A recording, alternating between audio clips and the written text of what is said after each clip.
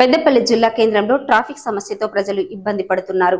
జిల్లా కేంద్ర స్థాయిలో రోడ్లు అభివృద్ధి చెందకపోవడంతో పట్టణంలో ట్రాఫిక్ సమస్యలు తలెత్తుతున్నాయి.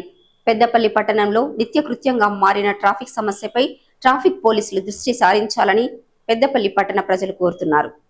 పెద్దపల్లి జిల్లా కేంద్రంలో ట్రాఫిక్ సమస్య నిత్యకృత్యంగా మారింది. పెద్దపల్లి జిల్లా కేంద్రంగా ఏర్పడిన తర్వాత పట్టణంలో ప్రజల రద్దీ బాగా పెరిగింది.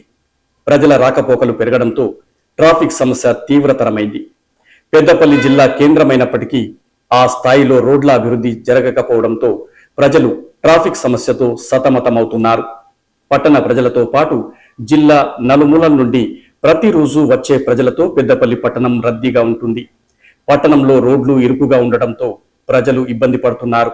ముఖ్యంగా పెద్దపల్లి పట్టణంలోని జెండా చౌరస్తా నుండి జామా మసీద్ వరకు రోడ్డు ఇరుకుగా ఉండటంతో ప్రజలతో పాటు వ్యాపారులు సైతం ఇబ్బంది పడవలసి వస్తోంది.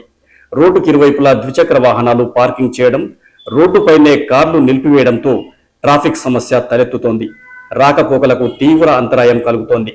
రోడ్డుపై పార్కింగ్ చేసిన కారును పక్కకు జరపమంటే కారులో వచ్చిన దొరబాబులు ద్విచక్ర వాహనదారులపై జులుం ప్రదర్శిస్తున్నారు.